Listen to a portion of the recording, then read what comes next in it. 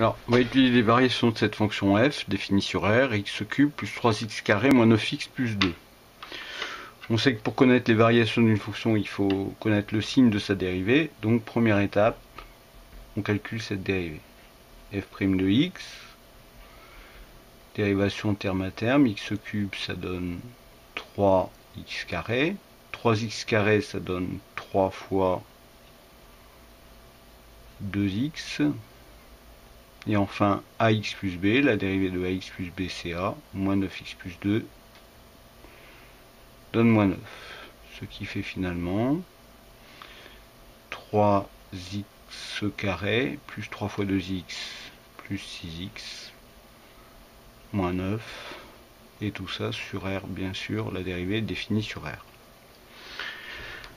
Alors, f' de x, finalement, se factorise en 3 facteur de x carré plus 2x moins 3. Il n'était pas absolument obligé de faire cette factorisation, mais ce sera plus commode. f' de x égale 0 se traduit donc par la résolution de x carré plus 2x moins 3 égale 0. Alors, on se rappelle que pour résoudre une équation du second degré, on calcule delta, b carré moins 4ac. Ici, ça donne b, c'est 2, donc b carré, ça fait 4. Moins 4 fois a, c'est le coefficient de x carré, c'est 1, fois c, moins 3. Finalement, ça fait, alors, moins 4 fois moins 3, ça fait plus 12, 4 et 12, 16. On peut donc calculer les solutions de l'équation. x0, c'est moins b, moins 2, moins racine de delta, moins racine de 16, c'est-à-dire moins 4, sur 2a, 2 fois 1, 2. Moins 2, moins 4, ça fait moins 6, moins 6 sur 2, moins 3. L'autre solution, on l'appelle x1, c'est moins b, toujours moins 2, plus racine de delta plus 4, et toujours sur 2. Ce qui donne moins 2 plus 4, c'est-à-dire 2, 2 divisé par 2, 1. Voilà, on sait maintenant que la dérivée s'annule pour deux valeurs, moins 3 et 1. Et donc, dans le tableau de variation, on va faire figurer ces deux valeurs dans l'ordre. On débute, x varie de moins l'infini à plus l'infini. La dérivée s'annule en moins 3 et en 1. On indique d'abord le signe de f' de x et enfin les variations de la fonction f. Alors, on indique les zéros de la dérivée, les voici. Ensuite, il nous faut connaître le signe de f' de x entre moins 3 et 1. Alors, on peut faire un essai avec la valeur 0. 0, c'est bien compris entre moins 3 et 1. Si on calcule f' de 0, f' de 0, ça fait 3 fois 0 au carré, 0, plus 6 fois 0, 0, moins 9.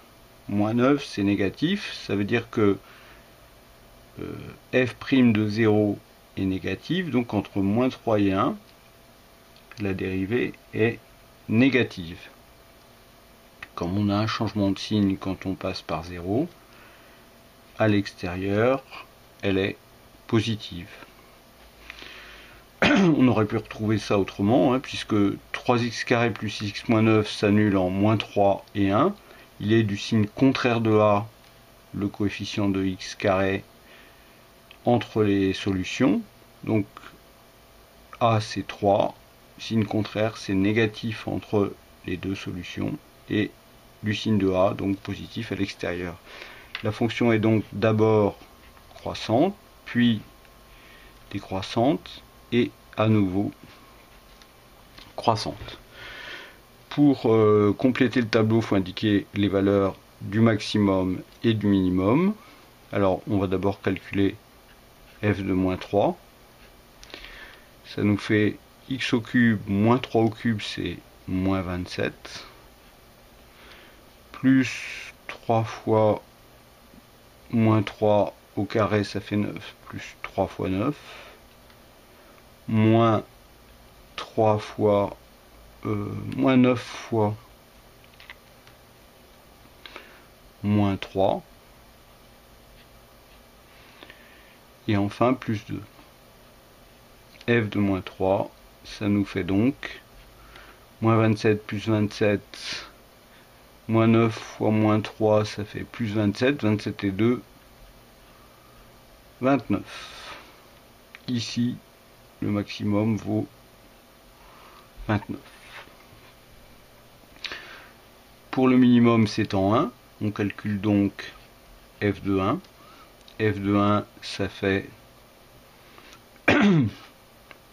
1 au cube, c'est 1. 1 plus 3 fois 1, ça fait 1 plus 3. Moins 9 fois 1, moins 9. Plus 2. Égale finalement 4 et 2, 6, moins 9. Moins 3. Le minimum vaut moins 3. Donc sans présumer du reste, l'allure de la courbe qui représente la fonction f, ça serait comme ça. Alors il faut aller jusqu'à 29, donc on va dire que 10, c'est ceci en ordonnée. En abscisse, on va prendre 1 ici, moins 1, moins 2, moins 3. En moins 3, on est à la hauteur 29, 30 c'est ici. Donc ici, avec une dérivée qui s'annule, tangente horizontale. En 1, on est à la hauteur moins 3, quelque part ici. En 0, on passe par 2, c'est à peu près là. Donc on voit qu'on a une fonction qui va redescendre, s'annuler. Ici, on passe par 0,2 et ensuite on remonte comme ça. Voilà une allure grossière de la courbe de la fonction.